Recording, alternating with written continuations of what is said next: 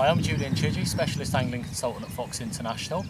Shooting a little video for the think tank feature for the August edition of Carpworld. I'm just going to talk you through one of the rigs that I'm using. We're over at Lower Lakes Fishery, which is just outside Bridgewater in Somerset. Got a nice southwesterly blowing into the corner here. Really nice, typical summer conditions. Perfect for getting out there on short sessions and stalking a few out the edge. Just going to talk you through the gear that we're using here today. Firstly, we've got a 12-foot Stalker 2¼ rod. The reason we're using a slightly longer rod here is there's quite a lot of reeds in the edge, and we're just going to be dropping our rig just out over, and that rod will make sure that we're not getting tangled up as we position the rig.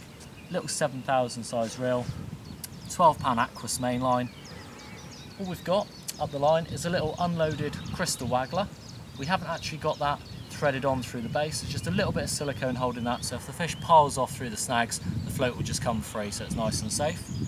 Moving down the rig, just got a little bit of rig putty, a few inches from the hook, and underneath there we've just got a little braid stop, and that just means that we can move it about without the putty coming off.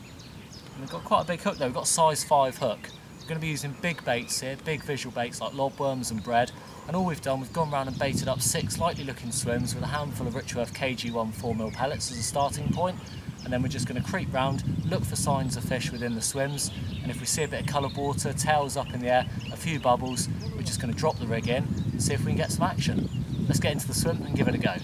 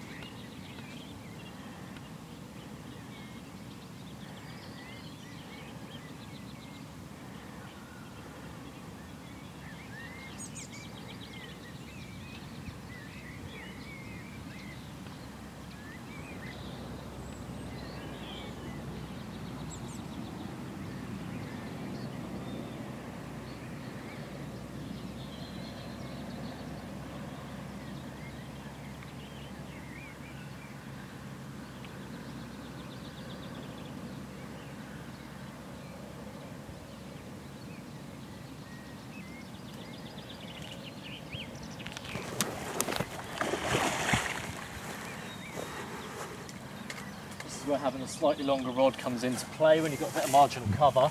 So you've got a 12-foot rod here. Just lets us keep the fish away from these marginal snags. Typical little lift bite there.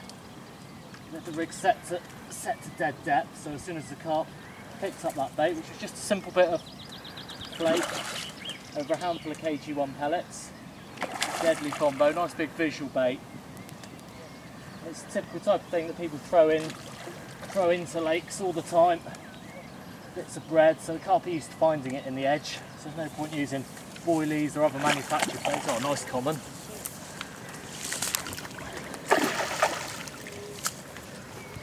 Pays to give them a bit of stick when you're bullying them away from these reeds, and it's in the net. Excellent.